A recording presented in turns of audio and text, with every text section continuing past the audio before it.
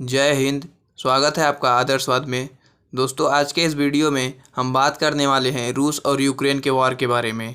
दोस्तों, अब तक क्या क्या हुआ, कौन जीत रहा है, कौन हार रहा है, किसका पलड़ा किस पे भारी है, हम यह देखने का प्रयास इस वीडियो में करेंगे। तो चलिए शुरू करते हैं। दोस्तों, रूस और यूक्रेन के बीच जंग शुरू हुए 3 महीने पूरे हो गए हैं। इस युद्ध में यूक्रेन के 4200 से ज़्यादा नागरिकों की मौत हो चुकी है। 5500 से ज़्यादा नागरिक घायल हैं। यूक्रेन का दावा है कि अब तक रूस के 29,000 से ज़्यादा सैनिक मारे जा चुके हैं। दोस्तों, 23 फरवरी 2022 की रात को रूस के राष्ट्रपति व्लादिमीर पुतिन ने यूक्रेन के खिलाफ सैन्य ऑपरेशन का ऐलान कर दिया था। पुतिन ने अपने सैनिकों और वायुसेना के जवानों को यूक्रेन पर हमला करने का आदेश दे दिया था। इसके चंद घंटे बाद यानी 24 फरवरी की सुबह ही अचानक यूक्रेन की राजधानी के आसपास शहरों पर हवाई हमले शुरू हो गए थे, जिसको देखकर दुनिया सन्न रह गई थी। दोस्तों, रूस अब तक यूक्रेन के मैरियोपोल, डोनेस्क शहर पर कब्जा कर चुका है। इसे वापस पाने के लिए यूक्रेन ने पूरी ताकत झोंक दी है। लुहांस में भी काफ़ी हद तक रूसी सेना का कब्जा हो चुका है। खार्किव में भी दोनों देशों के बीच जंग जारी है। नए शहरों पर कब्जा करने के लिए साथ साथ रूसी सैनिकों अपने इलाकों की रक्षा में जुटी यूक्रेनी सेनाओं पर तोप से गोले बरसा रही है। उन पर रॉकेटों से भी हमला किया जा रहा है। रूस इस वक्त दो तरफ से हमला कर रहा है, उत्तर में आइजम और पश्चिम में सेवेरोडोनेस्क से। दोस्तों, रूसी हमले के विरोध में अमेरिका समेत दुनिया के कई देशों ने यूक्रेन के साथ आए और अभी तक 80 से ज़्यादा देशों से अलग अलग तरह की मदद यूक्रेन को मिली है। इनमें 31 देश ऐसे हैं जो यूक्रेन को घातक हथियार और मिसाइल दे रहे हैं। दोस्तों, अगर बात करें रूस और यूक्रेन की ताकत की, तो आंकड़ों पर नज़र डालने से पता चलता है डिफेंस के क्षेत्र में रूस दुनिया का दूसरा सबसे मजबूत देश है। रूस के आगे सिर्फ अमेरिका नज़र आता है। वहीं यूक्रेन 22वें स्थान पर है। रूस के पास 9 लाख से ज़्यादा एक्टिव जवान हैं, जबकि 20 लाख से ज़्यादा रिजर्व जवान। यूक्रेन के पास 2 लाख एक्टिव और 9 लाख रिजर्व जवान हैं बस। दोस्तों, देखते हैं कौन कौन से देश यूक्रेन की मदद कर रहे हैं। दोस्तों, एक रिपोर्ट में पता चला है कि अब तक अमेरिका ने यूक्रेन को 400 मिलियन यूएस डॉलर के हथियार दिए हैं। इसके अलावा यूरोपियन यूनियन की तरफ से 550 मिलियन यूएस डॉलर की लीथल एड दी गई है। ब्रिटेन, फ्रांस, नीदरलैंड, जर्मनी समेत कई देश यूक्रेन को हथियार सप्लाई कर रहे हैं। द कन्वर्सेशन की एक रिपोर्ट के मुताबिक अमेरिका ने 5 करोड़ से ज़्यादा गोला बारूद यूक्रेन को दिए हैं। इसमें राइफल, तोप, हैंडगन शामिल है।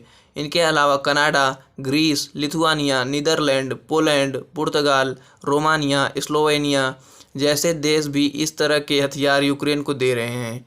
यूक्रेन को आधुनिक हथियार मिल रहे हैं, जो कि उसको कई देशों से मिल रहे हैं।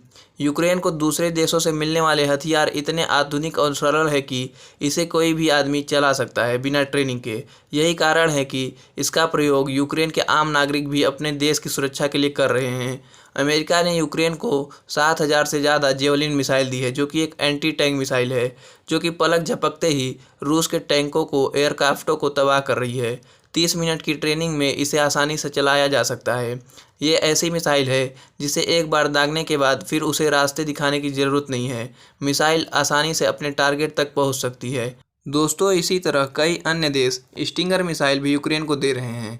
ये मिसाइल एयरक्राफ्ट और टैंक के लिए काल साबित हो रही हैं। दोस्तों, जर्मनी और स्लोवाकिया ने टैंक दिया है यूक्रेन को। अमेरिका की तरह ही जर्मनी भी खुलकर यूक्रेन की मदद कर रहा है। जर्मनी में तैयार गिपन एयर डिफेंस टैंक भी यूक्रेन को मिल रहे हैं। ये तेज़ चलने वाले टैंक हैं, जिसकी मदद से ज़मीन से ही आसमान में उड़ने वाले दुश्मन के एयरक्राफ्ट को तबाह किया जा सकता है। हवा में लंबी दूरी के एयरक्राफ्ट को निशाना बनाने के लिए S-300 मिसाइल भी यूक्रेन के पास थी। इसे सोवियत संघ ने तैयार किया था, लेकिन अब स्लोवेनिया और स्लोवाकिया में बनते हैं। स्लोवाकिया ने ही यूक्रेन को ये मिसाइल दी है। इसकी रेंज 125 माइल्स है।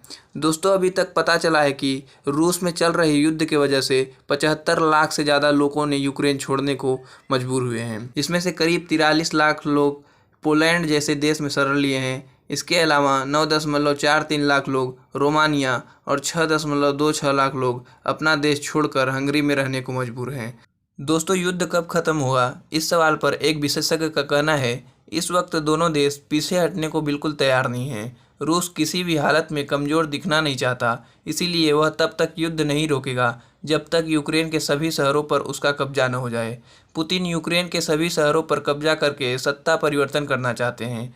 वहीं यूक्रेन के राष्ट्रपति व्लादिमीर ज़ेलेंस्की युद्ध तो रोकना चाहते हैं, लेकिन वह कमज़ोर नहीं दिखना चाहते, इसीलिए वह पीछे नहीं हट रहे हैं। इस युद्ध में पश्चिमी देशों की भूमिका भी ज़्यादा सही नहीं है। अगर वह यूक्रेन को सिर्फ हथियार व युद्ध सामग्री देने की बजाय रूस से बातचीत का रास्ता तलाशते तो ये युद्ध रोका जा सकता था। हालांकि ऐसा करने का कोई देश अहमियत नहीं दिखा रहा है, इसीलिए यह अभी कहना मुश्किल होगा कि यह युद्ध कब तक चलेगा। तो दोस्तों, हमारी ये वीडियो इतना ही। हम आपको इस वीडियो में समझाने का प्रयास किए कि अभी तक रूस और यूक्रेन के युद्ध में क्या हुआ। हम आपसे मिलेंगे ऐसी ही एक नई वीडियो के साथ। तब तक अपना और देश का ख्याल रखिए। जय हिंद, जय भारत।